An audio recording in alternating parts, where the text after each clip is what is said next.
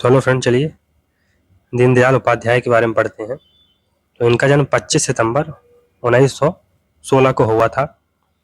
1937 में ये राष्ट्रीय स्वयंसेवक संघ यानी आरएसएस से जुड़े या उनके सदस्य बने। उन्होंने राष्ट्र धर्म, पांचजन्य साप्ताहिक एवं स्वदेश दैनिक का संपादन किया। 1967 में भारतीय जनसंघ के अध्यक्ष निर्वाचित हुए।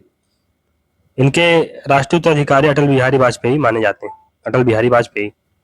रचनाएं कौन कौन सी हैं? Samrat Chandragupta Maurya, the two planes 1958 में आती है, devolution a great fall 1964, integral humanism 1967, Akhand Bharat और जनसंघ सिद्धांत और नीतियां, आध्यात्मिक एवं भारतीय चिंतन तो स्पिरिचुअलिज्म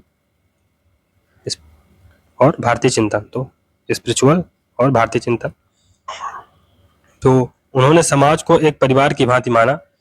जिस प्रकार परिवार में एक व्यक्ति की सहायता परिवार के अन्य सदस्य करते हैं, ठीक उसी प्रकार समाज एवं राष्ट्र एक बृहद परिवार है जिसमें एक आंगिक एकता विद्यमान है। इसलिए व्यक्तियों के बीच एक आत्मिक संबंध पाया जाता है, जिसे उन्होंने चिति यानी चित्त का नाम दिया। उनके अनुसार समाज में आध्यात्मिक एवं आत्मिक उत्थान के बिना समाज का विकास संभव नहीं है। मार्क्सवादी चिंतन का विकल्प तो उन्होंने समाज को वर्गों में विभाजित नहीं माना, इसलिए समाज में संघर्ष के बजाय सहयोग पर बल दिया और उनका विचार मानवतावादी है। उन्होंने समाज में श्रमिक पूंजीपति के विभाजन के बजाय मानवीय संबंधों के आंतरिक एकता पर बल दिया। इसलिए समाज में सभी व्यक्तियों का कर्तव्य है कि वे वंचित व्यक्तियों की सहायता करें, क्योंकि सभी व्यक्ति समाज के महत्वपूर्ण घटक हैं, इसलिए सभी की उपयोगिता भी है। अंत्योदय तो इसका शाब्दिक अभिप्राय है कि समाज में विद्यमान सबसे वंचित और गरीब व्यक्तियों का उत्थान होना चाहिए, जो समूचे समाज का नैतिक दायित्व है। उनका यह विचार गांधी के समान प्रतीत होता है। उनके अनुसार समाज के वंचित वर्गों के उत्थान के बिना राष्ट्र शक्तिशाली नहीं हो सकता है। और जिस प्रकार परिवार में सभी व्यक्तियों को उचित हिस्सा प्राप्त होता है, ठीक उसी प्रकार समाज में भी वंचित वर्गों का ध्यान रखना होगा। एकात्म मानववाद पर विचार यानी इंटीग्रल ह्यूमनिज्म पर उनके क्या विचार हैं?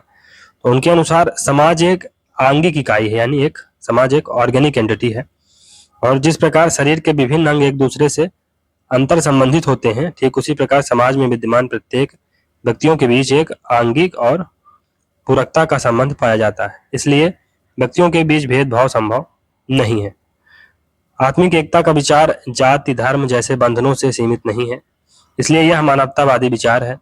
इस प्रकार समूची सृष्टि का निर्माण ईश्वर करता है, उसी प्रकार व्यक्ति का निर्माण भी ईश्वर के द्वारा होता है।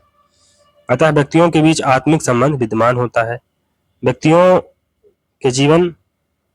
के जीवन की पूर्णता अर्जित करने हेतु व्यक्ति को भौतिक, नैतिक एवं आध्यात्मिक सभी प्रकार की उपलब्धियों की आवश्यकता होती है। व्यक्ति के जीवन की एकांगी व्यवस्था किया जाना उचित नहीं है। धर्म, अर्थ, काम, मोक्ष चारों पुरुषार्थों पर बल दिया। एकात्म मानववाद की धारणा में व्यक्ति प्रमुख है, किंतु उसका राष्ट्र एवं समाज से कोई टकराव नहीं है। व्यक्ति, प्रकृति व समुदाय में एक रास्ता विद्यमान है। उन्होंने मनुष्य मात्र की एकता पर बल दिया। वसुधैव कुटुम्बकम की भावना विश्वास जताया। सांस्कृतिक राष्ट्रवाद संबंधी विचार तो कल्चरल नेशनलिज्म से संबंधित क्या विचार है? इनका विचार विवेकानंद के विचारों से प्रभावित है, जो यह मानते हैं कि भारत में राष्ट्र की भावना सदैव मानवीय चेतना में अंतर्निहित है। उनके अनुसार राष्ट्र के सांस्कृतिक विचार हैं। उनके अनुसार राष्ट्र में निम्नलिखित तत्वों की आवश्यकता होती है: भूमि एवं जनता, सामूहिक इच्छा एवं सभी की भावना, सिद्धांतों का समुच्चय जो भारत में धर्म के रूप में विद्यमान है, और चौथा, जीवन के आदर्श। उन्होंने कहा कि केवल भूमि और लोगों से देश का निर्माण होता है, जबकि राष्ट्र का निर्माण साझे सांस्कृतिक मूल्यों से होता है। उन्होंने राष्ट्र को माँ के रूप में चित्रित किया, और जिस प्रकार माँ का बेटे के प्रति लगाव होता है, ठीक उसी प्रकार भूमि और नागरिकों के बीच माँ की भांति लगाव होना चाहिए, जिसे उन्होंने मातृभूमि का नाम दिया। राष्ट्र और राज्य में अंतर। दीनदयाल उपाध्याय के अनुसार जब एक मानव समुदाय के समक्ष एक व्रत, विचार या आदर्श रहता है और वह समुदाय किसी भूमि विशेष को मातृभाव से देखता है, तो वह राष्ट्र कहलाता है। तो जब एक मानव समुदाय के समक्ष एक व्रत, विचार या आदर्श रहता है और वह समुदाय किसी भूमि विशेष को मातृभाव से देखता है तो यह राष्ट्र कहलाता है। राज्य केवल भौतिक सीमाओं को व्यक्त करता है, जबकि राष्ट्र एक सांस्कृतिक संकल्पना है। राष्ट्र का निर्माण कुछ शाश्वत मूल्यों एवं आदर्शों की आधारशिला पर होता है, जिसे उस राष्ट्र की आत्मा माना जा सकता है। राष्ट्रवाद में संकीर्णता के लिए कोई स्थान नहीं है। मानव की चेतना की चरम अभिव्यक्ति विश्व के हितों के साथ एकाकार हो जाने में है। राज्य की तुलना में राष्ट्र प्राथमिक है। राष्ट्र एवं दल, तो उनके अनुसार राष्ट्र सदैव दल से प्राथमिक होना चाहिए। राष्ट्र में एकात्म चेतना एवं मनोवैज्ञानिक लगाव होता है, जिसे उन्होंने चिति का नाम दिया। चिति के द्वारा जो ऊर्जा और शक्ति प्राप्त होती है उसे उन्होंने विराट का नाम दिया। उनके अनुसार राष्ट्र सदैव दल से प्राथमिक होना चाहिए। उनके अनुसार राष्ट्र और दल के बीच टकराव में सदैव राष्ट्र को प्राथमिकता मिलनी चाहिए। स्वराज का विचार, तो स्वराज संबंधी क्या विचार है उनके? दीनदयाल उपाध्याय ने स्वराज की व्याख्या हेतु 3 अनिवार्य पक्ष माने हैं। नंबर 1, राज्य उन लोगों द्वारा संचालित हो जो राष्ट्र के अंग हैं। दूसरा, राज्य का संचालन राष्ट्रीय हितों के अनुकूल किया जाए। तीसरा, राज्य में राष्ट्र के हितों का संरक्षण एवं संवर्धन करने की सामर्थ्य स्वयं में हो। राजनीतिक स्वतंत्रता, राष्ट्र हित के लिए समर्पण और स्वावलंबन स्वराज के आवश्यक तत्व हैं। राजनीति संबंधी विचार, तो दीनदयाल उपाध्याय ने भारत के लिए संघात्मक व्यवस्था के बजाय एकात्मक शासन का समर्थन किया है। भारत में धर्मनिरपेक्ष राष्ट्र का निर्माण हो। उनके अनुसार भारत में राज्य की कोई पूजा पद्धति नहीं है, परंतु भारत के सांस्कृतिक मूल्यों को प्राथमिकता दी जाएगी।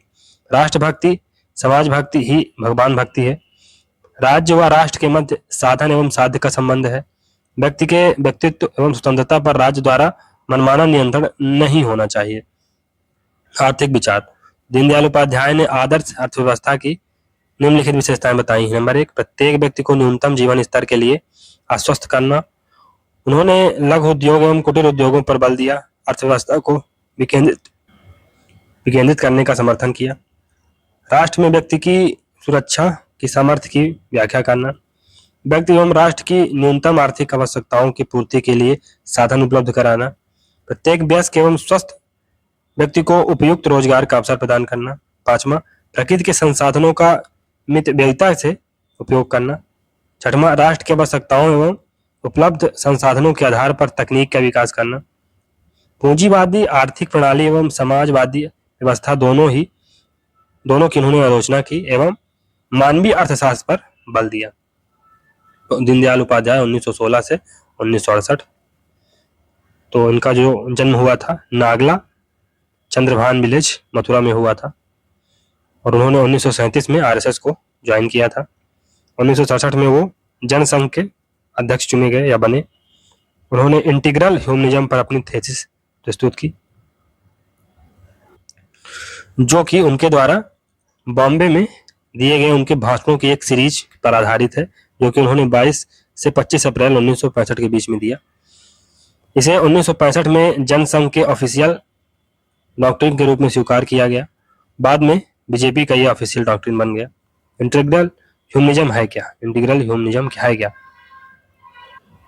तो उनका मानना था कि जो ह्यूमन काइंड है उसके 4 एट्रीब्यूट्स होते हैं। कौन कौन से? बॉडी, माइंड, इंटेलेक्ट और सोल, जो कि 4 सार्वभौमिक ऑब्जेक्टिव अर्थ, काम, धर्म और मोक्ष से कोरस्पॉन्ड करते हैं। उनका मानना था कि जो कैपिटलिस्ट और सोशलिस्ट सोसाइटी है केवल बॉडी और माइंड की नीड पर ध्यान देती हैं, लेकिन धर्म एक मूलभूत और मोक्ष अल्टीमेट ऑब्जेक्टिव होता है किसी भी मैनकाइंड या सोसाइटी के लिए। सोसाइटी एक नेचुरल लिविंग ऑर्गेनिज्म की तरह उत्पन्न होती है, जिसकी एक डिफिनिट नेशनल सोल होती है, जिसे उन्होंने चित्ती का नाम दिया। और इस प्रकार इसकी सोशल ऑर्गेनिज्म की नीड इंडिविजुअल की नीड से कोरस्पॉन्ड करती है। तो जिस प्रकार इंडिविजुअल की नीड्स होती है, इसी प्रकार सोशल ऑर्गेनिज्म, इसे उन्होंने सोसाइटी कहा, इसमें डेफिनेट नेशनल सोल होती है, चित्ती का नाम देते हैं जिसे वो, तो उसकी भी नीड एक इंडिविजुअल की तरह ही होती है। उनका जो idea of democratic economic democracy क्या था? तो उनका मानना था कि अगर एक वोट हर व्यक्ति के लिए है ना, 1 वोट फॉर 1 पर्सन, किसी भी पॉलिटिकल डेमोक्रेसी का कॉर्नर स्टोन है, तो हर किसी के लिए वर्क किसी भी इकोनॉमिक डेमोक्रेसी का मापक होना चाहिए। तो जिस प्रकार एक वोट एक व्यक्ति के लिए किसी पॉलिटिकल डेमोक्रेसी में होता है, इसलिए उसी प्रकार हर व्यक्ति के लिए काम इकोनॉमिक डेमोक्रेसी में होना चाहिए। उनका जो आइडिया हिंदू नेशन क्या था, तो उनका मानना था कि इंडिया में केवल एक कल्चर निवास करता है या एक कल्चर रहता है, एक कल्चर है जो कि हिंदू कल्चर है। मेन वर्क कौन कौन से हैं? राष्ट्रीय जीवन की समस्याएं और the problem of national life 1960, एकात्म मानववाद और इंटीग्रल ह्यूमनिज्म 1965, राष्ट्रीय जीवन की दिशा और the direction of national life 1971, political diary 1968, political diary 1968।